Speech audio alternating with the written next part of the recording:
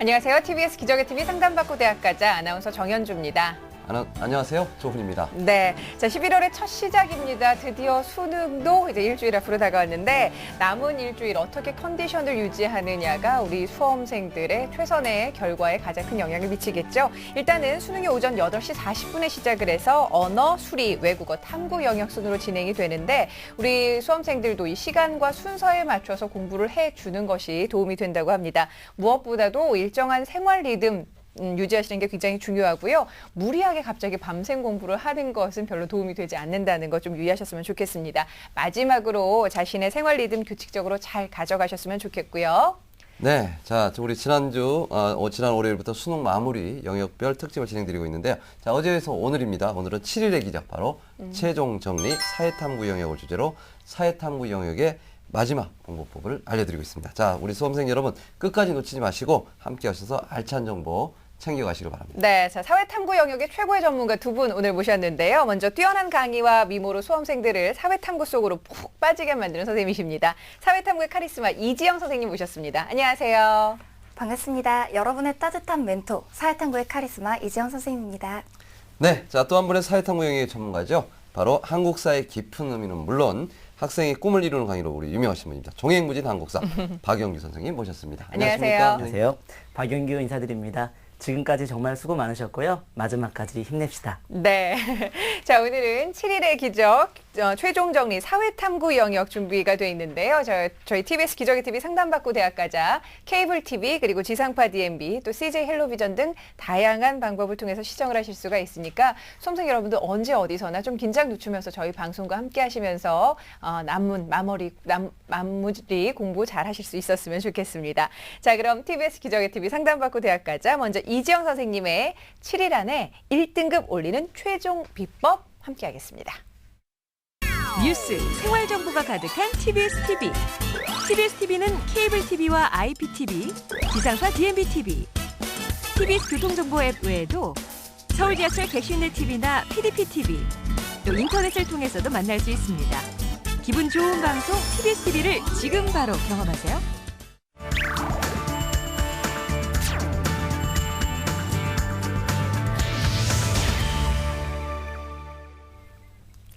자, 반갑습니다. 여러분, 수능이 D-7일 남았습니다. 정말 긴 마라톤의 완주를 앞두고 마지막 직선 코스만 남았습니다. 여러분 지금까지 너무 열심히 달려왔죠? 이제 정말 일주일만 잘 마무리하면 여러분의 그 모든 노력이 결실을 맺을 수 있을 겁니다. 자, D-7일, 선생님이 짧은 기간에 뭔가 할 수 있을까요? 네, 많은 것을 이룰 수 있고요. 정말 마지막 7일 어떻게 보느냐가 수험 성공의 가장 중요한 핵심이 될 겁니다. 자, 여러분이 특히 사회탐구 영역에서 고득점을 받기 위한 비법, 선생님이 공부 비법 3개와 그 다음에 기출문제를 통해서 올해 어떤 문제가 나올지 출제 적중을 해보도록 할게요. 여러분들이 선생님 믿고 따라오시고 오늘 선생님 화면을 통해 보여주는 자료들을 잘 기억했다가 이 문제가 나오겠구나 이렇게 생각하시면 될 것 같습니다. 자, 그러면 첫 번째 비법으로 들어가 보도록 할까요? 자, 여러분 D-7일이 되면 어떤 마음이 드나요? 무언가 막 정말 열심히 하고 싶은데 뭘 해야 될지 모르는 학생도 있을 거고 막 문제를 많이 풀고 있는 학생도 있을 거예요. 근데 급할수록 또 마무리가 다가올수록 개념으로 돌아가셔야 됩니다. 자, 수능이 다가올수록 정말 중요해지는 것이 개념인데요. 여러분들이 지금 와서 새로운 문제를 푼다고 해서 그 문제가 이제 실력이 바로 되면 참 좋겠지만 사실은 모르는 문제가 나오고 틀리는 문제가 나올 때마다 여러분들의 심리적 부담감과 불안감이 커지게 됩니다. 사실은 그것보다는 이미 풀었던 문제들을 정리하고 그리고 다시 개념 필기 노트를 준비를 하셔야 돼요. 다시 개념으로 돌아가서 다시 수능 전까지 이 내용을 볼 수 있는 기회가 없다고 생각하시고 핵심적인 내용들만을 추리시기 시작하셔야 됩니다. 7일이면 충분히 모든 영역에서 여러분들이 개념을 정리하고 또 마무리할 수 있는 계기가 되기 때문에요. 다시 개념으로 돌아가시는 것이 좋을 것 같아요. 자, 그러면 두 번째 비법을 제가 한번 말씀드려 보도록 할게요. 자, 수능 어떤 사람이 잘 볼까요? 선생님 머리 좋은 사람이 수능 잘 보는 거 아닌가요? 네, 수능은 머리 좋은 사람이 잘 보는 거 맞는데요. 그것보다는 수능 하루 전에 전 범위를 정리한 사람이 가장 잘 봅니다. 선생님 어떻게 수능 하루 전에 전 영역의 전 범위를 다 정리하나요? 네, 그러니까 D-7일부터 여러분의 대비가 필요한 거예요. 자, 이 D-7일에는요, 여러분이 어떻게 준비를 하셔야 되냐면요. 수능 하루 전날 도대체 무얼 공부할지, 그리고 수능 날 도대체 무얼 정리해 갈지, 그걸 요약해서 나만의 정리 노트를 만들어야 되는 그런 시기입니다. 자, 그래서 여러분들이 수능 하루 전에 적어도 이제 예비 소집을 갔다 올 거 아니에요? 예비 소집을 갔다가 이제 집에 와서 잠들기 전까지 전 영역을 2시간 정도씩 분할해서 언어 영역 2시간, 수리 영역 2시간, 또 외국어 영역 2시간, 그리고 사탐의 각 과목들을 이렇게 2시간씩 정리해서 모든 범위를 한번 쭉 훑을 수 있을 정도로 지금부터 준비를 하셔야 돼요. 그것이 여러분들이 수능을 잘 보는 비법입니다. 여러분, 선생님이 사법고시도 준비했던 거 알고 계세요? 물론 선생님이 합격하진 못했죠. 그러니까 여러분 사탐 선생님 하고 있겠지만 그래도 사법고시를 공부하거나 각종 행정고시를 공부하거나 고시를 준비한 사람들끼리 불문율이 있어요. 수능 일주일을 어떻게 정리하느냐가 이 성공의 키워드다. 이제 이렇게 얘기를 합니다. 그래서 여러분들이 이 전 범위를 요약해서 그것을 수능 하루 전날 볼 수 있는 분량으로 줄이는 과정이 필요합니다. 자, 이것이 세 번째 비법과도 연결이 되는데요. 여러분들이 수능 시험장에 들고 갈 자신만의 비법 노트를 준비하는 것이 세 번째 기법입니다. 자, 그러니까 선생님이 첫 번째부터 세 번째까지 하는 얘기는 다 이어져 있는 거예요. 개념으로 돌아가서, 그리고 수능 하루 전날 모든 내용을 정리할 수 있도록 비법 노트를 정리하는 거. 사실은 세 가지 내용인 것 같지만 하나의 내용입니다. 그래서 여러분들이 그러면 어떤 비법 노트를 만들어야 되는지, 어떤 개념을 중점으로 봐야 되는지, 사실 그게 오늘 선생님이 여기 나와서 얘기해야 되는 정말 중요한 포인트예요. 우리 수능은 참 착한 시험입니다. 아니 선생님, 저 수능 보기 너무 싫어요. 근데 왜 착한 시험이라고 하시나요? 네, 수능이 왜 착한 시험이냐면요. 참 정직하게도 6월 평가원 출제 경향과 9월 평가원 출제 경향을 그대로 반영해서 수능에 출제를 합니다. 11월 수능에. 따라서 여러분들이 올해 6월에 어떤 문제가 어려웠는지 난이도별로 제일 어려운 최고 난이도 문제를 베스트 5를 뽑으세요. 가장 어려운 문제를 꼽으시고 그 다음 9월 모의고사도요. 가장 어려웠던 문제 베스트 5를 뽑으시면 여기서 사실 올해 수능의 가장 어려운 문제가 이미 다 예고가 된 거예요. 여기에 만약에 하나만 추가하신다면 작년 수능 기출에서도 역시 가장 어려웠던 5문제, 총 그럼 15주제가 나옵니다. 그 문제 중에서 이 최고 난이도 문제들이 전부 다 결정이 된다고 보시면 돼요. 선생님, 근데 저희가 시험지를 봐도 학생들이 어느 문제를 어려워했는지 모르겠어요. 네, 그래서 선생님이 준비해왔습니다. 선생님이 지금 담당하고 있는 사회문화 윤리 과목은요. 학생들이 사탐 영역에서 첫 번째로, 네 번째로 가장 많이 선택하는 과목이기 때문에 선생님이 지금 보여주는 화면을 여러분들이 다 기억하셨다가 도대체 어떤 내용들이 수능에 나올 건지 예측하는데 여러분들이 활용하시면 좋겠죠. 자, 그럼 사회문화부터 작년 수능부터 올해 6월, 9월 가장 어려운 주제들을 좀 만나보도록 하겠습니다. 자, 화면 볼까요? 작년 수능에서 가장 어려웠던 주제입니다. 자, 여러분 사회문화 20문제 중에서요. 1번, 2번, 3번 그러니까 가장 어려운 거 3문제가 전부 다 도표 문제예요. 첫 번째는 세대 간 수직 이동. 이제 부모님은 하층이었는데 자녀는 상층 경우 상승 이동했다. 이제 이런 것들이 있잖아요. 세대 간 수직 이동 도표 문제가 아주 어려웠습니다. 자, 그다음은 가족과 친족 도표 문제가 어려웠고요. 세 번째는 도시화 율과 산업 구조 도표 문제가 나왔어요. 그러니까 여러분들이 결국 도표에서 좋은 점수를 못 받으면 결코 사회문화 1등급 또는 만점, 고득점을 할 수가 없게 되는 거죠. 자, 그다음 이론 문제 중에 가장 어려웠던 문제가 무슨 문제였는지 한번 보세요. 실증적 연구 방법과 질문지법이라는 주제였는데요.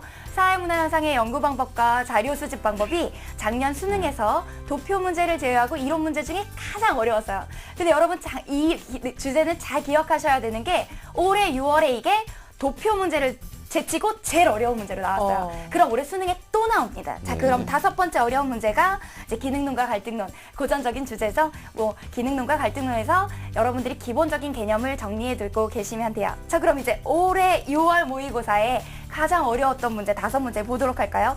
자, 그 어렵다던 도표 문제를 제치고요. 이론 문제에서 실증적 연구의 가설 설정 요건이 나왔습니다. 여러분, 이 문제는 너무 중요해서 선생님이 좀 이따 화면으로 보여주기도 할 거예요. 가장 중요한 포인트 선생님 집어줄 테니까 꼭 이론적으로 정리하셔야 되고요.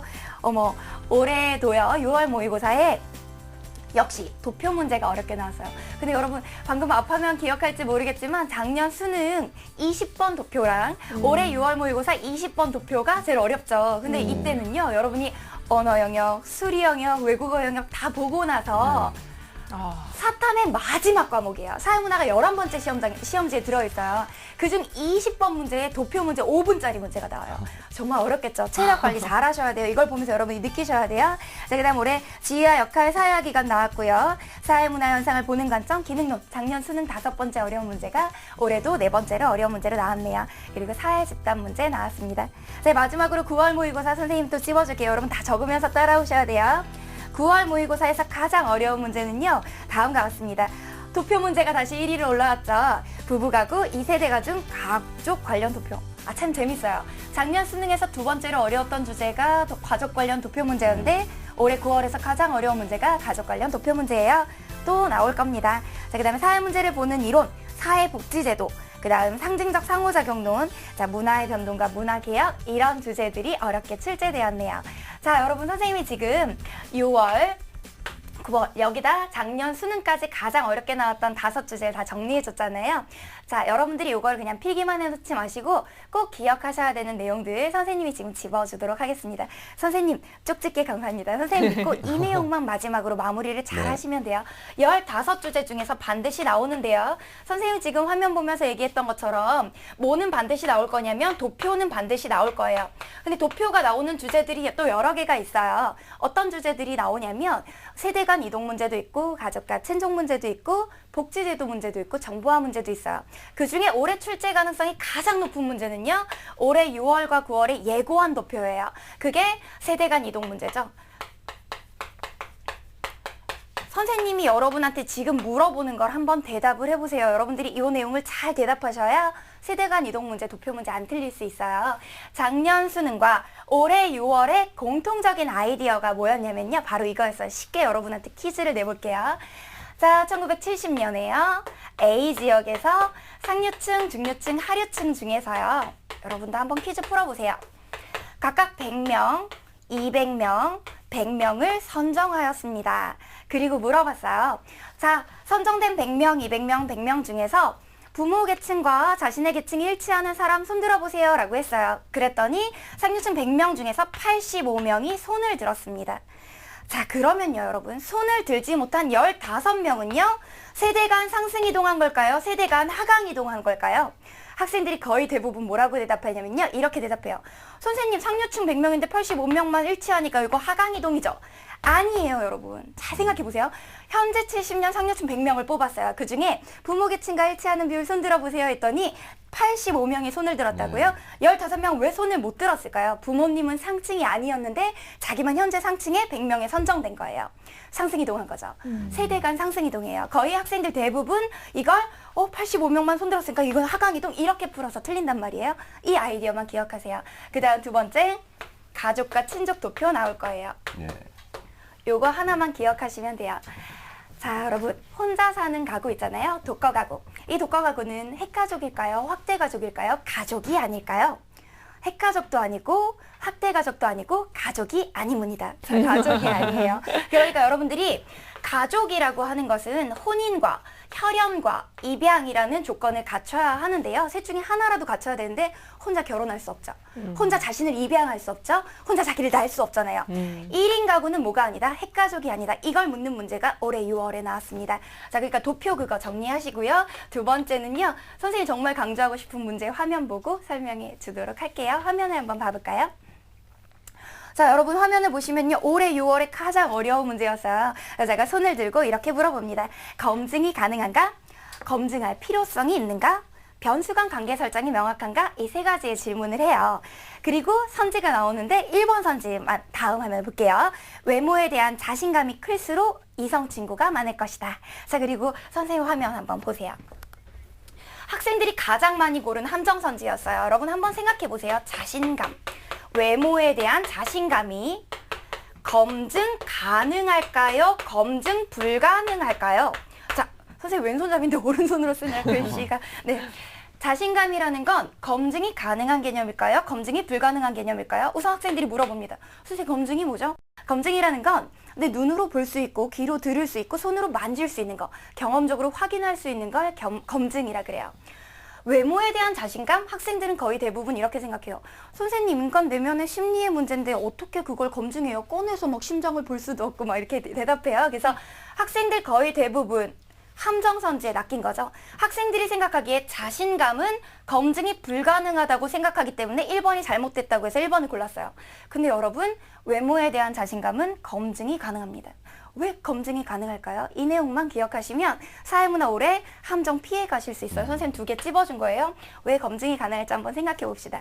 자, 학생들에게 물어봅니다. 한 반에 35명이 있는데 우리 반 35명 중에서 내 외모는 몇 등 정도 하는지, 나는 아이유보다 약 미모가 몇 % 떨어지는지, 나는 그래도 다른 연예인보다, 뭐 이를테면 남자 개그맨, 좀 풍채가 있는 남자 개그맨들보다 외모가 그래도 몇 % 난지 여러 가지 질문을 합니다. 일주일에 10번 거울을 봤을 때 내 얼굴이 몇 번쯤 잘생겨 보이는지, 몇 번쯤 예뻐 보이는지, 뭐 이런 것들을 정리를 하는 거예요. 그러면 자신감이라는 건 그런 질문을 통해서 100점 만점에 몇 점 정도의 자신감을 가지고 있는지 어떻게 할 수 있어요? 확인해 볼 수 있죠. 자, 요게 지금 사회문화에서 가장 중요한 포인트예요. 이제 윤리 보도록 할게요. 선생님 또 정리해 주겠습니다. 네. 작년 수능에 윤리에서 가장 어렵게 나왔던 주제입니다. 화면 볼까요? 윤리에서 가장 어렵게 나왔던 주제는요, 우선 소크라테스와 플라톤, 아리스토텔레스, 고대 그리스 문제예요. 자, 그 다음 조선 성리학. 역시 여러분들이 선생님이 강조를 더 지나치게 해도 과언이 아닐 정도로 너무 중요한 이황과 이의 사상이 2번째로 어렵게 나왔고요. 존 롤스, 요즘 최근 수능에서 가장 어려운 문제, 항상 5번째 안에 들었던 문제입니다. 자, 스토아파 에피쿠로스 같은 경우는요, 올해 9월에도 나왔기 때문에 작년 수능과 올해 9월에 또 예고됐다면 올해 또 나올 가능성이 매우 큽니다. 자, 불교 사상의 특징 나왔고요. 올해 6월에 가장 어려웠던 문제 볼까요? 자, 올해 6월에 가장 어려웠던 문제는요, 쇼펜하우어예요. 세상은 고통이다. 염세주의자죠. 이 쇼펜하우어의 사상과 순자와 한비자의 사상 구분. 선생님이 이거 꼭 강조할 겁니다. 여러분 별표 쳐두시고요. 별표를 어떻게 치냐고요? 꼭 이거 정리해 두셔야 돼요. 이 화면 보고. 순자 한비자 사상 구분 올해 어렵게 나왔는데요. 여러분 이것은 9월 모의고사에서도 가장 어려운 문제로 나와요. 6월에 2번째로 어려운 문제였는데 9월에도 똑같은 주제가 첫 번째로 어려운 주제예요. 수능에 나오겠다는 거죠. 자, 그 다음에 칸트 나왔고요. 마르크스 나왔습니다. 자, 9월 모의고사 마지막으로 볼까요? 자, 이번 9월 모의고사에서는요, 선생님 아까 얘기했잖아요. 순자와 한비자의 사상 구분이 또 가장 어려운 문제로 나왔어요. 정답률이 아주 낮았습니다. 거의 대부분의 학생들이 순자의 제시문을 보고 한비자의 선지를 50%가 넘게 골랐어요. 뭔가 함정이 있다는 건데요. 자, 그 다음에 에피쿠로스와 밀, 작년 수능에 에피쿠로스 나왔다 그랬죠? 쾌락주의 비교 문제 나왔고요. 또 플라톤 문제 나왔습니다. 아퀴나스의 중세 철학자 나왔고요. 롤스 여기도 나와 있네요. 자, 그러면 여러분, 선생님이 보여주는 6월 문제, 9월 문제, 그리고 작년 수능 문제 뭐가 있어요? 좀 공통적인 주제들 있죠. 에피쿠로스, 두 시험 문제에서 나왔고요. 롤스, 작년 수능과 올해 9월, 6월은 시험 범위가 아니었어요. 근데 작년 수능과 올해 9월에 롤스 문제 어려웠고요. 그다가 선생님 진짜 강조해야 되는 게 순자, 한비자 문제죠. 윤리에서는요, 이것만 잘 기억하시면 돼요. 순자와 한비자의 구분을 어떻게 할 것인가. 여러분, 순자와 한비자의 공통점은요, 둘 다 인간을 악하게 봐요. 순자는 인간이 이기적 욕망을 가지고 있다고 보았고요. 성악설. 한비자는 인간이 간지를 가지고 있다고 봅니다. 간지가 뭐죠? 간사한 지혜예요. 자기한테 이익이 되는 것만 하려고 하고 손해가 되는 거 하나도 하기 싫어하는 그런 간사한 지혜를 가지고 있는 악한 존재로 봐요. 그러니까 둘 다 악한 인간을 형벌로 다스려야 한다고 봅니다. 형벌이라는 얘기는요, 법과 사상가인 한비자만 한 게 아니라 순자도 해요. 자, 이제 문제 볼까요? 가장 어려웠던 문제입니다. 9월 문제죠. 자, 지금 이 문제에서 보여주고 있는 것은요, 상과 형벌의 무게가 있는 나라는 강하고 형벌에 동그라미 쳐보세요. 거의 대부분의 학생들은 형벌이란 단어만 보고 그럼 법과 사상일 거야 라고 생각하면서 한비자 선지를 고릅니다. 근데 조금만 더 볼까요? 백성이 본래 이기적이라 하더라도 군주가 그들을 이제 밑줄 치세요. 사랑하는 나라는 강하고 라는 말이 나옵니다. 자, 선생님 잠깐 보실래요? 자, 여러분들이요, 이 다음 선지를 보시면 선지는 넘어갔군요. 학생들이 대부분 형벌이란 단어에 한비자를 떠올렸는데 여러분들이 기억하셔야 되는 건 형벌은 순자도 얘기했을 뿐만 아니라 순자는요, 유학 사상가고 도덕을 중시하는 사상가고 한비자는 법가 사상가예요. 둘 중에 군주가 백성을 사랑하는 건 순자밖에 없습니다. 한비자는요, 군주는 잔인하고 잔혹할수록 좋은 군주라고 얘기를 해요. 자, 여러분, 선생님이 지금 찝어준 주제에서 반드시 문제 나오고요. 이 함정만 피해 가셔도 고득점 받으실 수 있을 거예요. 자, 그러면 선생님이 수능점 비법 노트 준비하는 거, 그 다음 나올 핵심 주제까지 정리해줬어요. 이제 마지막 하나만 더 부탁을 하겠습니다.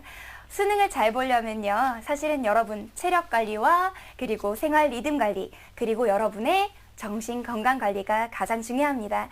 사실 여러분 많이 부담되죠. 이제 수능이 다가올수록 겉으론 태어난 척해도 속은 막 타들어가고 있을 거예요. 그럴수록 심호흡을 하고 자신을 믿어줘야 됩니다. 자신이 가고 싶은 대학의 사진을 지금 한번 출력해 보세요. 그 캠퍼스를 내가 누리면서 연애하는 상상도 한번 해보시고요.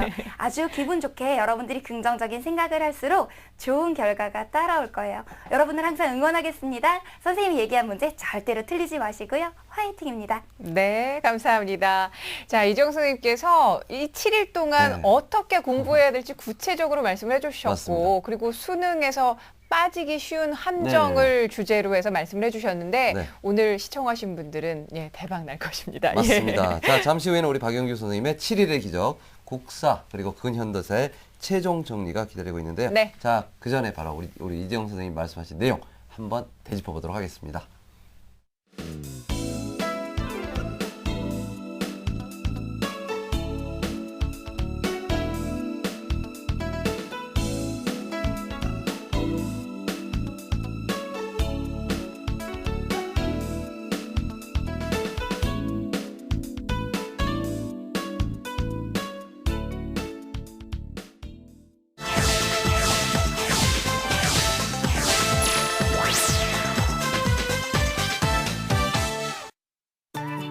수능 D-7일.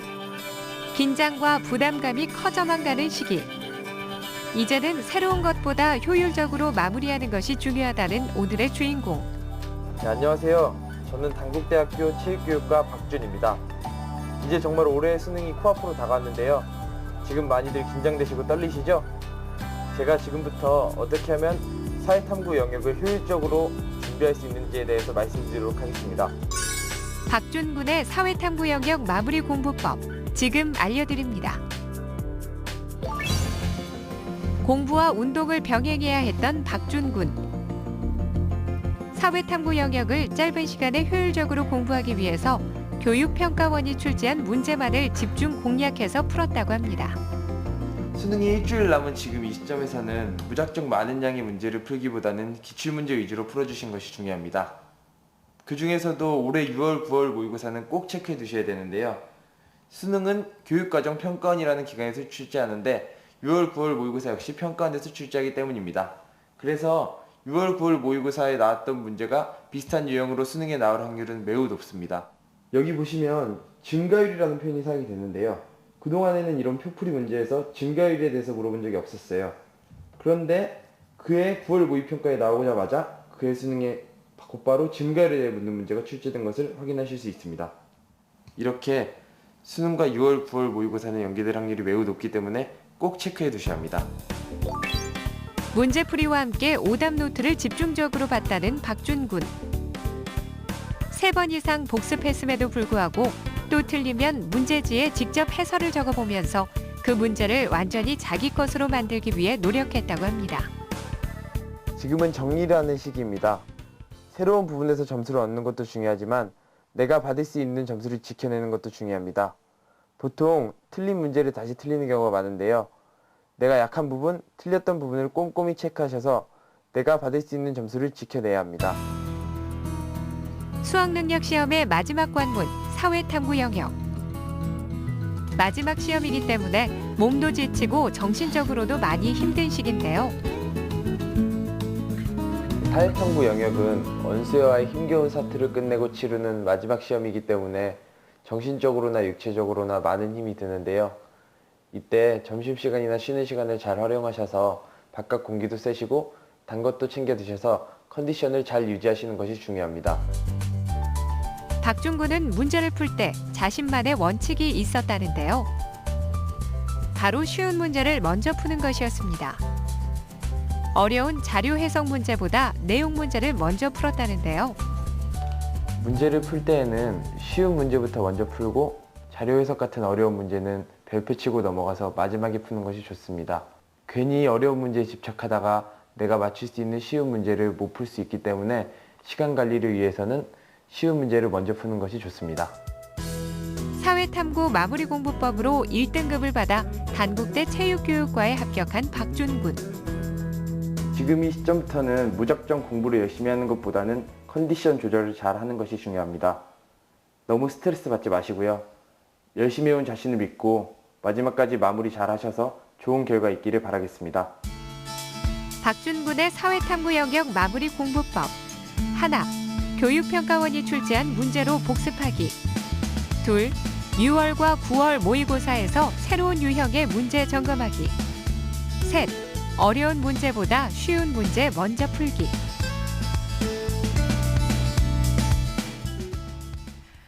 네, TBS 기저귀 TV 상담받고 대학 가자 수능 마무리 비법 함께하고 있습니다. 저 오늘 사회탐구 영역에 대한 이야기 나누고 네. 있는데요. 자, 이렇게 수능을 치르게 되면 여러분들 채점 결과를 얻게 되실 텐데 그 채점 결과를 토대로 해서 저희가 또 특별한 상담 시간을 마련하고 있습니다. 조은 선생님 좀 네. 자세하게 안내해 주시죠. 네, 작년에도 상당히 인기가 많아서 네. 네. 많이 기다렸었는데 바로 수능이 바로 끝나면 여러분들의 가채점 점수를 가지고 정식 컨설팅을 하게 됩니다. 문제는 선착순으로 신청을 받게 있는데요. 바로 지금 신청하셔야 되거든요. 어떻게 신청하냐고요? 네, 온라인에 홈페이지 1:1 입시상담 게시판에 들어가셔서 여러분들의 이름 그리고 전화번호, 지원 대학 등 개인정보를 비공개로 남겨주시면 됩니다. 네, 그리고 지금 이 프로그램을 함께하고 있는 이 긴장감을 같이 느끼고 있는 네. 예비 수험생들도 미리미리 상담 신청을 하셔서 상담을 받으신 후에 자신의 1년 앞으로 2년간의 공부 방향을 결정해 보시는 것도 좋을 것 같습니다. 네, 자 이번에는 7일의 기적 최종 합격 사회탐구 영역을 주제로 박영규 선생님의 특강이 준비되어 있습니다. 자, 등급이 바뀔 수도 있는 수능 마무리 전략입니다. 한번 들어보시기 바랍니다. 자, 지금까지 공부한 여러분 너무나 고생 많으셨습니다. 제가 박수 쳐드리고 싶고요. 정말 수고하셨다 말씀드리고 싶어요. 지금까지 공부한 내용이 사실 여러분의 실력이고 그것을 바탕으로 수능 시험에도 좋은 성과를 꼭 내리라고 생각합니다. 사실 새로운 것보다 지금까지 공부한 내용이 훨씬 더 중요하고요. 지금 제가 하는 얘기는 여러분은 이게 좀 받아들일 수 있다면 받아들이시고요. 그렇지 않다면 여러분이 했던 대로 밀어붙이는 게 더 좋을 것 같아요. 지금까지 여러분이 했던 방식이 맞는 방식이고요. 여러분을 믿기 바랍니다. 자, 그래도요, 좀 여러 가지 팁이 좀 있어요. 이걸 좀 알면은 문제 푸는데 좀 도움이 될 수 있겠다 싶은 부분만 좀 잡아서 확인시켜 드리도록 하겠습니다. 국사와 근현대사 다 적용이 되고요. 문제 푸는 기법이에요. 특히 역사에서만 출제되는 형식의 문제들이 있기 때문에 이런 문제 어떻게 다루는 게 좋을지 한번 확인해 보도록 하겠습니다. 한 4가지로 정리했는데 첫 번째 확인시켜 드리면요. 첫 번째는요, 특히 역사에서는 이런 문제 나와요. 시기 중에 옳지 않은 것. 시기 중에 옳지 않은 것. 자, 이런 문제 딱 나왔다 싶으면은, 아무리 자료가 어렵게 나오더라도요, 4개의 선지가 시기가 같겠지요. 1개의 선지만 왕따가 나올 겁니다. 그죠? 그래서 그 1개의 선지만 찾아내면 됩니다. 예를 들어, 2NE1, 그룹 있지요? 아주 여러분들이 좋아하는 2NE1 그룹 중에, 자, 이 멤버가 아닌 사람은 한번 찾아볼까요? 우리 네네. 아나운서분께서 한번. 예. 1번, 공민지. 네, 2번, 산다라박. 네, 3번, 박봉. 네, 4번, CL. 네, 5번, 수지. 수지. 수지는 어디죠? 수지가 미스에인가요? 미스에이죠. 예. 그렇죠. 만약에 수지가 2NE1이라면 미스에이 난리가 나겠죠. 그렇죠. 여러분, 그래서요. 자, 선지 하나하나를 시기를 좀 접근하시면서 자료가 아주 어렵게 나올 때는 그렇게 가시는 게 맞습니다. 문제 한번 보면서 확인해 볼게요. 자, 문제를 보면은요. 네. 자, 우리 다음 글을 통해 알 수 있는 시기, 옳지 않은 것, 적절하지 않은 것 나왔네요. 자, 그래서 쭉 보면 학교에 입학했고, 군수품 생산했고, 공장에 갔고요. 뭐 오빠는 또 징병 영장을 받았다고 합니다. 자, 이거 시기 옳지 않은 건데, 일제강점기 전쟁 마렵이잖아요. 그쵸? 그러면 1번부터 5번에서 전쟁 마렵과 관련되지 않은 걸 고르면 되겠습니다. 1번은요, 자, 일제강점 시작하자마자 우리를 무단 통치하는 과정에서 강압적으로 태형을 집행했지요. 이것만 10년대 얘기고 나머지는 다 일제강점 마렵이기 때문에 정답은 몇 번으로 갈 수 있겠습니까? 2번으로 갈 수 있다는 거지요. 자, 이쪽으로 와보십시다. 여러분, 시기 옳지 않은 건요, 가끔씩 사료가 정말 어려운 게 나올 때가 있어요. 근데 그때는 사료부터 보지 말고 선지 하나하나를 분석하자. 그렇게 말씀드릴 수 있겠습니다. 예, 두 번째 팁을 말씀드리면요. 문제풀이 스킬. 자료 해석이 있는데요. 특히 자료 해석이 좀 어렵게 나올 때가 있습니다. 특히 이제 일반 사회 과목은 자료 해석이 굉장히 어려운 문제들이 많이 나오는데 역사 과목은 자료 해석 문제를 풀 수 있는 방법이 있습니다. 그 방법은 뭐냐면요. 자, 역사적 사실에 입각해서 자료 해석을 하는 겁니다. 네. 다시 말해 자료 해석 그 내용만 갖고서 문제를 푸는 내용은 없어요. 역사는요. 역사적 팩트를 이제 정확히 잡아내고 그걸 바탕으로 자료 해석을 하는 방식입니다. 만약에 여러분들이 자료 해석했던 그 시대의 내용과 역사적 사실의 내용이 상충될 때는요. 그때는 자, 어떻게 접근해야 될까요? 역사 과목은 사실에 입각해서 문제를 풀어야 됩니다. 사실을 왜곡하는 그런 문제는 절대 나올 수가 없기 때문입니다. 문제를 좀 보면서 확인시켜 드릴게요. 자, 6월 평가원 국사 문제였는데 쭉 보시면 지금 지주, 자장농, 자소장농, 소장농 이 비율이 좀 변화되고 있는 과정이 있고요. 소장농은 좀 늘어나고 있고 자장농은 좀 줄어들고 있는 모습을 담고 있습니다. 자장농이 왜 줄었지? 소장농이 왜 늘었지? 이게 좀 어려울 수 있어요. 근데 밑에 표를 보면요. 연도가 나와 있어요. 역사는 연도를 왜곡하지 않습니다. 시기를 절대 왜곡하지 않습니다. 쭉 보시면 10년대부터 32년까지 나와 있죠. 자, 선지를 보시면요. 시기 옳지 않은 거니까 30년 때까지 확인해야 될 거죠. 30년 이후 거를 확인하면 절대 안 되죠. 1번의 공출은요. 일제 마렵 때 우리나라의 쌀을 다 가져가는 시기이기 때문에 이거는 40년대 그때의 특징입니다. 자, 사실 밑에 나와 있는 연도 이것만 갖고도 문제가 풀리는 거예요. 그 정도면 1번으로 갈 수가 있겠죠. 자, 자료가 어려울 때는 역사적 사실에 입각해서 문제를 푼다. 이렇게 말씀드릴 수 있겠고요. 자, 그 다음에 좀 더 어려운 형태의 문제들이 좀 제시될 때에는요. 자, 자료에 그 시기를 추론하는 단서들이 좀 여러 개가 나올 때가 있어요. 그럴 때는 어떤 단서 갖고 문제를 푸는지가 좀 학생들이 헷갈릴 수 있을 것 같은데요. 자, 제시문의 단서가 한 2개 이상 제시가 될 때는요. 여러분, 최근에 현재에 가까운 그 선지로 가시면 됩니다. 자, 무슨 얘기냐면 문제를 직접 확인하면서 이야기하기 훨씬 편할 것 같아요. 자, 문제를 보면요. 자, 다음 글을 읽는 학생들의 추론이라고 되어 있는데요. 쭉 보시면 국모시에 했네요. 그러면 을미사변 얘기죠. 여우산작전. 그쵸. 1895년 그 얘기인데 화폐정리 사업도 했네요. 화폐정리 사업 같은 경우는 이제 1905년 러일 전쟁 중이고요. 그 다음에 이제 국권을 마음대로 조종하고 있다. 그 얘기가 나옵니다. 자, 이 얘기는 다, 자, 을사조약 그 이후에 친일파들의 활동을 보고 있는 거죠. 을미사변과 을사조약은 좀 시대적으로 간격이 있잖아요. 근데 현재의 상황을 중심으로 가면요. 바로 이제 을사조약 그때로 확인하면서 문제를 풀어내는 겁니다. 자, 을사조약 이후니까요. 당시 황성신문이 발행되었던 그때 정답 4번으로 갈 수 있겠죠. 자, 이쪽으로 오셔서 보면요. 문제가 어렵게 나오면요. 단서가 하나만 줄 때도 있지만 대체적으로 2개 이상 줍니다. 그래서 이럴 때 조금 차분함이 필요해요. 그러니까 여러분들 좀 심호흡을 하시고요. 안 풀리네? 바로 안 풀리네? 단서가 안 잡히네? 그럴 때는 천천히 읽어나가는 겁니다. 함정이 뭘까? 단서가 뭘까? 여기서 출제자의 의도가 뭘까? 하나씩 살펴보면서 최근 중심으로, 현재 중심으로 단서를 잡아가면 충분히 풀 수 있을 것입니다. 현재를 기준으로 단서를 잡았으면 좋겠습니다. 자, 마지막입니다. 네 번째 스킬은요. 자, 결국엔 쉬운 문제는 보편적으로 맞출 수 있기 때문에 조금 어려운 문제 중심으로 얘기를 드리면요. 어려운 선지, 그리고 자료도 정확히 이해가 안 될 때가 있습니다. 그럴 때는요, 선지부터 보는 방식이 필요합니다. 선지를 볼 때에는 이 선지를 하나씩 어떤 의미가 있는지를 확인하는 거 좋겠지만 공부하는 시간 아니잖아요. 문제 푸는 시간이잖아요. 그래서 이 선지가 위에 어떤 내용이 나와야 되는지, 그러니까 선지가 정답이 되려면 어떤 자료가 제시해야 되는지를 하나씩 역추론해 보는 겁니다. 하나씩 올려보는 거예요. 자, 문제를 직접 확인하면서 말씀드리면요. 자, 여기가 지금 청나라 사람을 해치고 인삼을 캐는 내용이 나와 있어요. 청나라 사람들이 이를 알아채고 경원부까지 쫓아와서 자, 서로 이제 충돌이 일어나는 상황입니다. 그렇죠? 자, 이것의 탐구 주제를 묻는 문제는 수능에 많이 나오잖아요. 그러면 한 번씩 확인해 볼게요. 1번부터 5번까지 해서 지금 청나라와의 충돌이 있고 이와 관련된 주제를 잡는 건데 청나라네요. 자, 1번에 정미호란, 사곤육진, 북벌, 간도해박, 백두산, 정계비 나와 있는데요. 자, 좀 어려워요. 그러면 하나씩 올려보는 거예요. 1번에 정미호란 나왔죠? 그러면 정묘란의 발생 원인을 얘기할 때 사실 정묘란은 청이 쳐들어온 게 아니라 후금이 쳐들어온 거거든요. 관련 없죠. 사군육지는 이제 청이 만들어지기 전인 여진이었고요. 관련 없고요. 북벌이 추진됐다. 북벌은 왜 추진됐습니까? 병자론에서 우리가 굉장히 큰 피해를 받고 사대를 했기 때문에 추진된 거잖아요. 위에는 그런 내용 아니잖아요.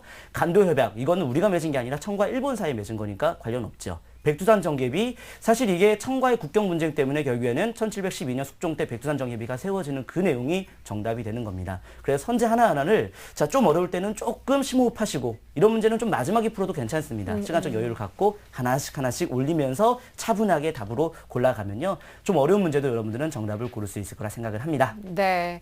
자, 국사를 준비하면서 네. 그리고 근현대사를 준비하면서 어려운 문제 맞닥뜨렸을 때 네. 심호흡을 하라는 그렇습니다. 말씀 인상적이었는데 네. 그래서 오늘 선생님들의 주신 비법이 네. 큰 도움이 되리라 믿습니다. 네, 자 다음 비책들이 좀 궁금해지는데, 네. 자 이번에 좀 실제 수능에서 나올 가능성이 있는 예상 문제 좀 골라주셔야 되겠죠? 예. 네네네. 제가 지난번에도 예고를 좀 했어요. 예, 보편적 주제 이런 부분들은 좀 정답률이 높아요. 네. 특히 역사의 경우에는 지금까지 나오지 않았던 생소한 주제의 개념이 나오면 정답률이 가장 많이 낮게 됩니다. 그래서 좀 학생들이 많이 안 다뤘고 그리고 지금까지 많이 출제되지 않았던 그런 생소한 주제 이것은요 여러분들 하나씩 체크하는 거예요. 혹시 제가 모르는 부분이 있다면 내가 이 부분은 안 돼 있네. 그래서 혹시 이걸 인터넷으로 다시 볼 수도 있는 것 같더라고요. 그럴 때는 좀 스톱을 해서 네. 이거 내가 안 돼 있구나 확인해 보자 이런 식으로 접근하면 굉장히 도움이 되리라 생각을 합니다. 자, 먼저 근현대사부터 출제 예상 주제를 살펴보면요. 자료를 좀 보면서 확인드릴게요. 강화도 조약과 관련된 부속 조약이 6월과 9월달 평가원에서 계속 나오고 있는데 특히 명칭도 요즘은 나오고 있습니다. 뭐 조율통상장정이라던가 조율수호조규 부록이라던가 조율수호조규 속약이라던가 이런 명칭도 좀 잡아두실 필요가 있고요. 자, 근대 문화사에서 나오는 여러 가지 지역적인 시기파악 문제들 지금 제가 쭉 제시했던 이런 내용은 아직까지 수능의 평가원에 나온 적이 없는 내용입니다. 지난번에 평가원에서는요 조금 난이도 있는 내용으로서요. 신체시, 최남선의 신체시가 언제 만들어졌는지 그게 나왔기 때문에 아직까지 학생들이 조금 접근하지 못한 친구는 1908년 잡아내지 못했을 텐데 지금 제가 제시했던 원각사부터 해서 천도교 대종교가 만들어졌던 시기, 만국우편연합, 조선강문회 이런 내용들은 아직까지 시기로 출제된 적이 없기 때문에 꼭 잡아주시기 바랍니다. 잠깐 간단하게 말씀드릴게요. 원각사는 1908년, 천도교 1905년, 대종교 1909년, 만국우편연합 1900년, 조선강문회 1910년, 신소설 이건 1905년부터 10년 사이, 배제학당 1885년, 이화학당 1886년, 국문연구서 1905년부터 10년 사이, 독사실론 이것도 1905년부터 10년 사이. 자, 연도를 좀 하나씩 암기하라는 얘기가 아니고요. 이게 어느 시기인지를 좀 추론하셔야 돼요. 예. 자, 이게 한 10년 단위로도 좀 아셔야 되겠고 조금 세부적으로 좀 나옵니다. 그러니까 좀 꼭 기억하시기 바랍니다. 두 번째 확인했고요. 세 번째 임시정부의 시기별 특징. 국민대표회의 전이냐 이후냐. 그 임시정부가 쌍하에 있었던 시기냐 이동했던 시기냐 충치 시기냐 아주 단골 주제로 나옵니다. 자, 그리고요. 북간도, 연해주, 북만주, 남만주에 있었던 지역과 관련된 그 지역에 있었던 어떤 우리나라의 단체들 특히 독립운동 단체들의 특징이 많이 나오고요. 그리고 올해 선거가 있잖아요. 그래서 아주 대표적인 선거 56년, 60년, 71년, 88년 이 선거는 꼭 후보도 아셔야 되고 정당도 아셔야 되고 꼭 기억하실 필요가 있습니다. 자, 그리고 경제사는요 굉장히 시기별로 아주 중요하게 많이 출제가 됩니다. 50년대, 60년대, 70년대, 80년대, 90년대 이렇게 좀 나누어서 이해하는 게 필요할 것 같습니다. 자, 그러면 이제 국사에 대한 주제를 살펴보도록 할게요. 국사 자료를 좀 보면서요. 국사는요, 지금 제가 제시하는 건요, 많이 출제가 안 된 겁니다. 출제가 되면 정답률이 50% 미만입니다. 이거, TBS가 아주 좋은 기회를 드리는 거라 생각해요. TBS 정말 좋은 방송입니다. 실학백과사전, 이수광의 지봉유설과 이익의 성호사설, 특징을 물어봅니다. 자, 이수광은 실학의 선구자였고, 그리고 지봉유설, 이것은 이제 백과사전의 평창발식, 이익의 성호사설도 마찬가지입니다. 그 다음에 조선전기 불교 건축물에서는 강진 무의사 극락전 한 번도 출제되지 않았어요. 이거 출제되면 여러분만 맞추는 겁니다. 이 방송 들은 친구가 맞추는 겁니다. 자, 15세기 때 만들어진 것으로서 강진 무의사 극락전 단청이었고 아주 검소한. 자, 세 번째 전시가의 변화 과정을 광종과 성종 기준으로도 좀 나눌 필요가 있습니다. 자, 그리고요, 네 번째. 자, 이건요 왕조사인데요. 정치, 경제, 사회, 문화가 나눠져 있는 것을 왕 중심으로 종합적으로 물어보는 문제가 나옵니다. 자, 지금 제가 제시하는 거는 한 번도 출제되지 않았던 내용이에요. 나오면 고난이도. 태조 때 육두품 진출한 것, 광종 때 국사왕사, 성종 때 보시고요. 국민왕 것 보시고요. 자, 다음 조선. 자, 조선도 태조 때 만들어졌던 조선 경국전이라던가 법전, 그 다음에 태종 때 있었던, 자, 특히 주자소, 개미자, 최해산 등용했던 내용. 세종대왕 때 총통 등록 만든 것, 문종 거 나오면 너무 어려워요. 근데 좀 확인하시고요. 세조의 동국지도까지 보십시다. 자, 다음이요. 성종 때 있었던 특징, 자, 요역을 8개월 기준으로 착출했고요. 동국통감, 동국여지승남, 금양잡로까지. 중종 때 신증 동국여지승남, 양명학전래, 주세궁의 백운동선. 명종 때 16세기 때 특징, 그다음에 광해군 때 기유약조 넘기시고요. 자, 인조 때 있었던 특징, 자, 이번에 그 평가원에서 특히 그 상평통보가 유통되기 시작한 것과 효종 때 널리 유통된 게 출제가 되었어요. 굉장히 고난이도 문제였는데 확인하시고요. 숙종 때 내용 보시고요. 특히 금유형 교과서에 있는 표현 기억하시고요. 예. 자, 그리고요. 영조 때 동국문헌비고 정조 때 만들어졌던 동문이고 탁지지 추간지 무예도보 통지까지 확인하시면 될 것 같습니다. 자, 여러분들 인물 종합적 파악한다는 것은 제가 지난번에 예고했던 내용이에요. 자, 어떻게 예고했냐면 인물이 정치, 경제, 사회, 문화에 나눠져 있을 때 이걸 종합적으로 찾아야 한다. 특히 이건 찾아보기, 뒤에 있는 색임 보고 확인해야 되는데 제가 직접 다 찾아본 겁니다. 박세당과 관련돼서 나눠져 있습니다. 성리학의 상대화를 추구했고, 예, 상업적 농법서 색경, 이암의 농상즙료, 그 다음에 고려 후기 때 송설체의 아주 유명한 분이 이암입니다. 이익, 아주 출제 예상 주제입니다. 확인 꼭 하시고요. 다음이요. 자, 정도전과 관련돼서, 자, 특히 고려국사 같은, 예, 역사서, 조선경국전, 경제문과 같은 법전, 그 다음에 한백겸, 동국지리지도 아직까지 출제가 안 된 내용이에요. 자, 그리고요. 자, 이렇게 인물까지 다 확인을 했습니다. 네. 교과서를 지금 다 꼼꼼히 공부할 만한 시간적 여유는 없는 것 같아요. 예, 이제는요, 제가 지금 제시하는 것들 하나씩 확인하시고요. 예. 그리고요, 교과서 내용 중에 혹시 본인이 조금 자신 없는 파트 부분이 있다면 그 부분을 좀 중점적으로 보는 게 맞습니다. 특히 문화사가 좀 약하면 다시 한번 문화사 보고요. 예. 그리고 경제사가 약하면 경제사 다시 한번 보고요. 그런 식으로 마무리 전략을 찾는 것도 좋을 것 같습니다. 자, 여러분들 6일 남았는데요. 6일 동안 7일인가요? 네. 예, 7일 동안 어떻게 학습을 하는 게 좋을 건지 한번 생각을 해보면요. 특히 근현대사를 좀 많이 선택을 하기 때문에 이렇게 하면 좋을 것 같아요. 전체를 다 봐야 됩니다. 네. 예, 하나라도 놓치지 않도록 해야 되는데요. 그건 새로운 책 절대 보는 것이 아니라 여러분들이 공부했던 그 책을 바탕으로요. 자, 저는 이렇게 하는 게 좋을 것 같아요. 가장 먼저 근대부터 쭉 가지 말고요. 현대부터 보세요. 현대를 학생들이 많이 학습을 좀 게으리하는 부분이기 때문에 맨 마지막이라서 현대부터 좀 꼼꼼히 하시고 첫째 날, 그 다음에 일제 보고, 그 다음에 근대 봅니다. 역순으로 가는 거죠. 그리고 이제 네 번째 날에 다시 근대를 보고요. 그리고 다시 이제 일제 보고요. 그리고 다시 이제 현대를 보면요. 이제 시대 순으로 다시 한번 쭉 정리가 됩니다. 특히 근현대사 같은 경우는 20문제가 전체적으로 1번부터 20번까지 시대 순으로 나와요. 그러니까 혹시 근현대사 문제 풀다가 좀 막히면 지금 이 문제가 어느 시대쯤 나온 것일까를 한번 생각해보면서 문제 푸는 것도 하나의 팁이 될 것 같습니다. 네. 예, 여러분, 예, 특히 역사를 선택한 친구는 역사를 선택하는 그 것만으로도 여러분은 정말, 예, 칭찬받을 만한 친구라고 얘기를 드릴 수 있어요. 역사가 지금 현재 선택 과목이잖아요. 근데 선택인 상황에서 사실 역사는 암기량이 좀 있는 내용임에도 불구하고 끝까지 완주한 것만으로도 여러분은 정말 박수받아 마땅한 친구라고 생각을 합니다.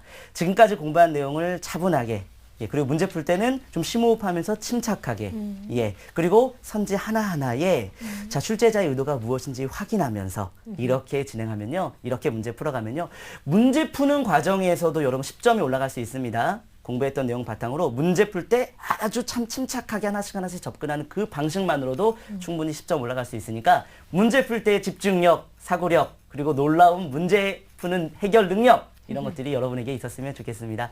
자, 여러분의 꿈 반드시 이루시기 바라고요. 저도 꿈을 위해서 힘차게 달려가겠습니다. 네, 고맙습니다. 네, 감사합니다. 자, 박영규 선생님께서 국사 그리고 근현대사 네. 특강 마무리를 해주셨는데 지금 말씀해주신 굉장히 그 출제가 예상이 되는 맞습니다. 그런 사항들을 네. 저희가 바로 저희 핵심 정보방을 네, 통해서 올려놓을 그렇죠. 테니까요. 네. TBS 기적의 TV 상담받고 대학가자 게시판을 네. 꼭 찾아오셨으면 합니다. 자, 그럼 우리 박영희 선생님께서 짚어주신 사탐 영역의 바로 최종 정리 한번 되짚어 보겠습니다.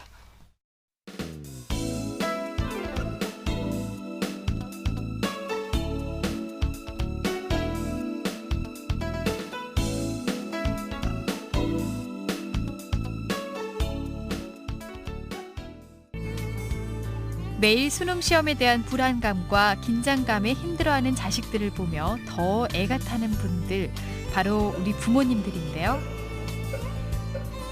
사랑하는 내 아이가 수능 결과로 상처받지 않길 배기를 한결같이 빌고 또 빌어온 부모님들. 오늘 그 기도를 끝내며 손에서 손으로 간절한 마음을 담아 서로의 바람이 이뤄지길 바라며 초에 불을 밝혔습니다. 그동안 공부하느냐고 참 애 많이 썼는데 고생한 것만큼 좋은 결과가 있으리라고 생각된다. 수험생과 부모님들의 간절한 그 바람이 꼭 이루어지길 바라며 수험생 여러분 힘내세요.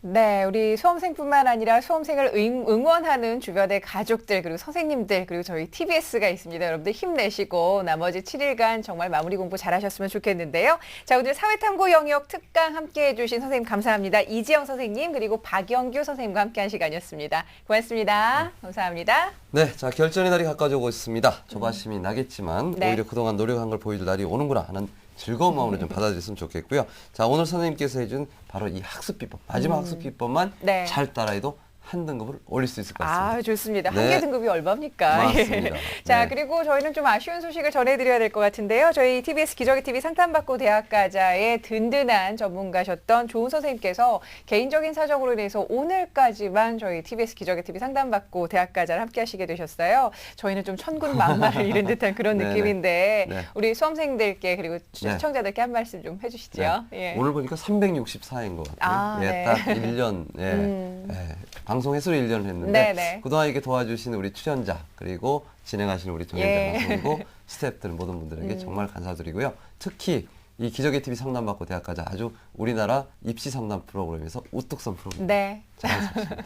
알겠습니다. 선생님이 이제 더욱더 교육계에 큰 그림을 그려주셔야 될 것 네. 같은데 저희도 기대를 하겠습니다. 자, 내일은 사회탐구 영역에 이어서 과학탐구 영역 수능 D-6일 최종 정리 과학탐구 영역을 주제로 역시 최고의 선생님들의 특강이 이어지니까요. 수험생 여러분들 머리 식히면서 저희 프로그램 함께 하시면서 최종 점검하실 수 있었으면 좋겠습니다. 저희는 다음 이 시간에 다시 뵙겠습니다. 여러분 고맙습니다.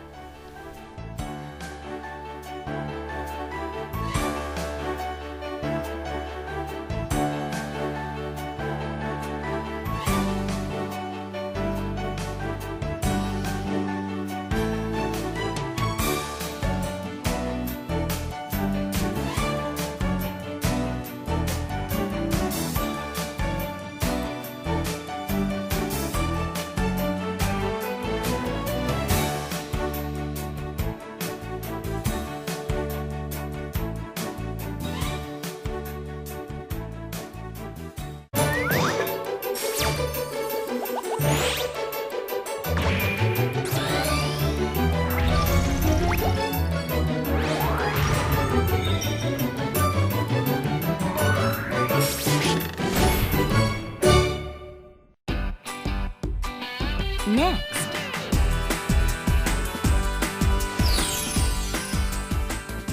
TBS 다큐 스페셜 청년 리더 세계로가 방송됩니다.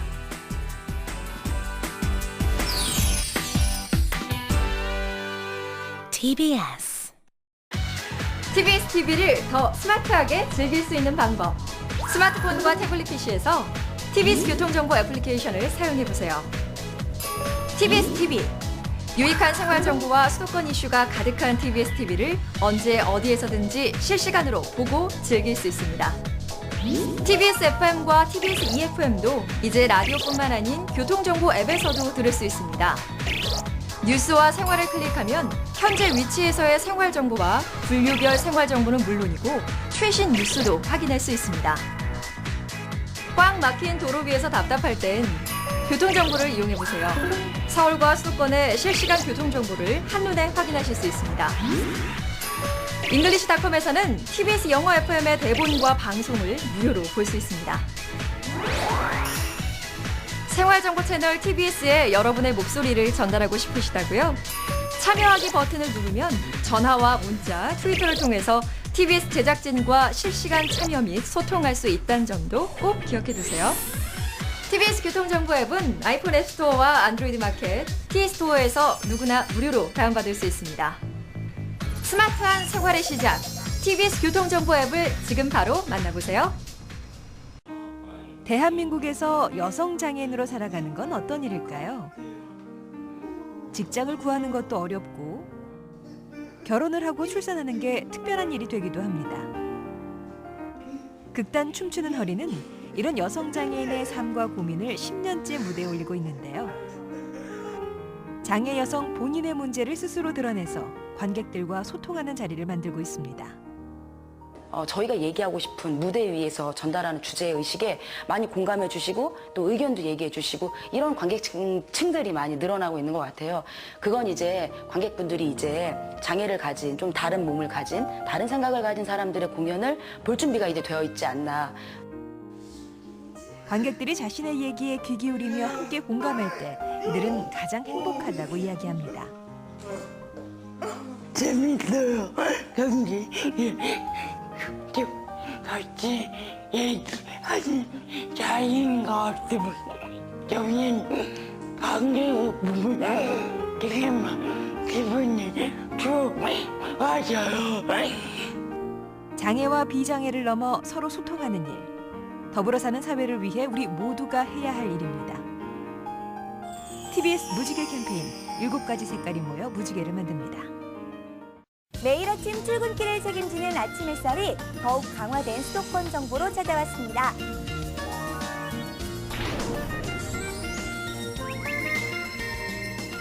수도권 주요 뉴스만을 간추려서 전해드립니다. 수도권 헤드라인. 시사평론가 유창선 박사와 함께 주요 뉴스만을 쏙쏙 파헤칩니다. 유창선의 모닝 브리핑. 김동훈 기자와 함께 국내외 주요 스포츠 경기를 한눈에 알아봅니다. 스포츠 뉴스. 출근길 필수 정보, 교통 정보를 실시간으로 전해드립니다. TBS 교통정보. 네, 매일 아침 7시에서 9시까지 생방송 아침 햇살에서 더욱 강화된 수도권 정보를 확인하세요.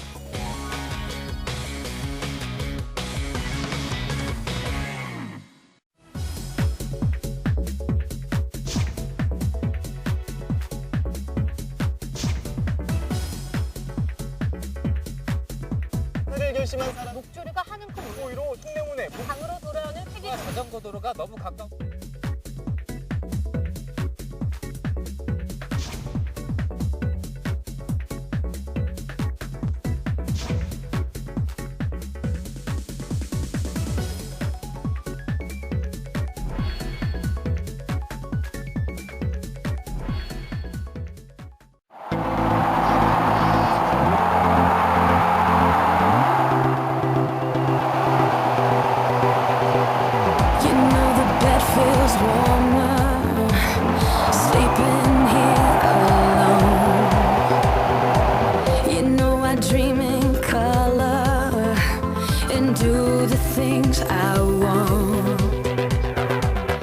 Doesn't kill you, makes you stronger. Stand a little taller. Doesn't mean I'm lonely when I'm alone.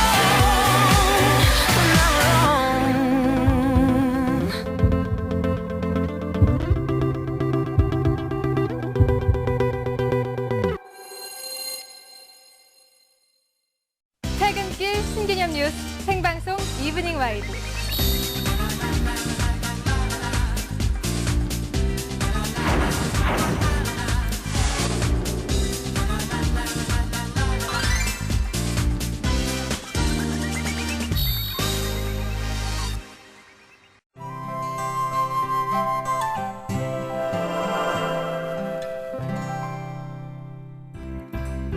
유리는 성격이 어쩜 그래? 좀 까탈스럽긴 해도 천성이 나쁜 아이는 아니야. 이 대화에서 잘못된 표현은 무엇일까요? 성격이나 입맛, 취향이 까탈스럽다라고 많이 하지만 이는 틀린 말입니다. 까다롭다라고 해야 하는데요. 까다롭다는 성미나 취향 따위가 원만하지 않고 결스럽게 까탈이 많다라는 뜻입니다. 즉 까탈은 아예 없는 말이 아니라 형용사를 만드는 전미사 스럽다와 함께 쓸 수 없다는 것입니다. 바르게 고친 대화를 다시 들어볼까요? 유리는 성격이 어쩜 그래? 좀 까다롭긴 해도 천성이 나쁜 아이는 아니야.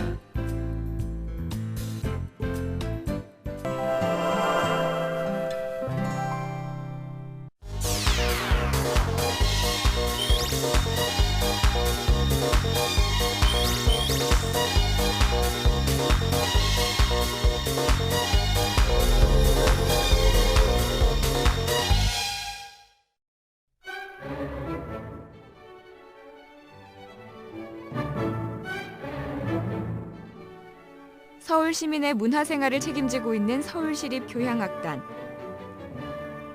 1948년 서울교향악단으로 시작해 1957년 8월 서울시립교향악단으로 자리매김했습니다. 2012년 현재 서울시향 단원들의 수는 총 108명. 이 가운데 약 13%인 14명이 외국인 단원입니다. 서울시향을 거쳐간 역대 상임 지휘자의 수는 8명. 초대 지휘자 김생렬을 시작으로 현재는 세계적인 마에스트로 정명훈이 예술감독 겸 상임 지휘자로 활동하면서 서울시향의 대중성을 높이는 데 기여하고 있습니다. 지난 2005년 재단법인으로 독립한 서울시향은 2012년 9월까지 총 866회 연주회 횟수를 기록했는데요. 누적 관람객 수는 128만여 명, 한 해 평균 16만 명의 관객이 서울시향의 연주를 듣는 셈입니다. 특히 서울 시내 25개 구청과 함께한 우리 동네 음악회는 지금까지 36만 7천 명이 찾을 정도로 성공적인데요. 지난 2010년 1월 서울 구로구에서 진행된 동네 음악회에는 총 2만 2천여 명의 관객이 드는 진기록을 달성했습니다. 진짜 공연 완전 좋았고 네, 연주 기량이 이제 많이 향상된 것 같아요. 서울시향 화이팅! 한국 최고를 넘어 이제 세계 최고를 넘보는 서울시립교향악단. 서울의 자랑스러운 오늘을 만들어가는 얼굴입니다.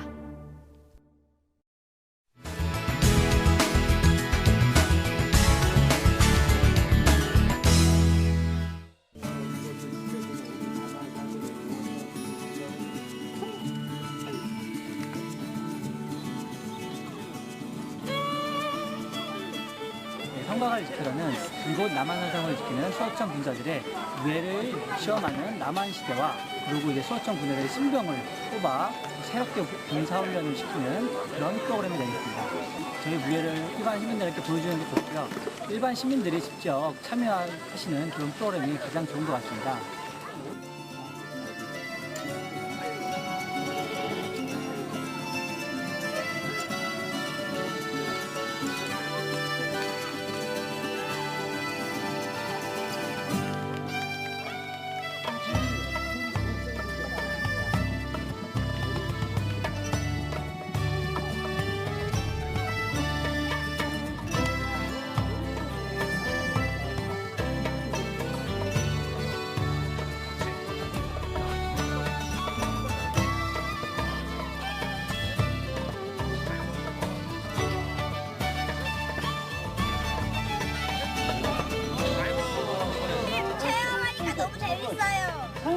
활동이 체험 진짜 재밌어요. 예, 아이들하고 나와서 같이 참여할 수 있어서 되게 좋았던 것 같습니다.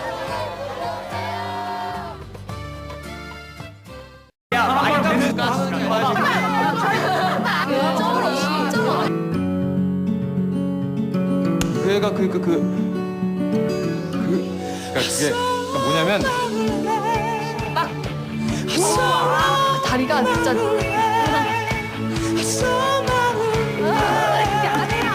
당신은 어떻습니까? 아름다운 우리말을 쓰는 당신이 아름답습니다.